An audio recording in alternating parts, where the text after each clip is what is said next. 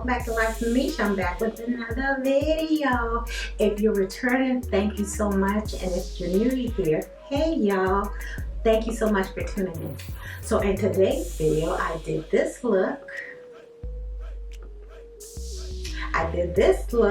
and I tried several new products. The first one is the Natasha Denona Glam Face Palette. This is the one in dark. And I also tried the Milk Hydro Grip Eye Primer. That's supposed to be good for your eyes below, for your eyelids and below. So we got a look coming for you using these items. So if you want to see that look, keep on watching.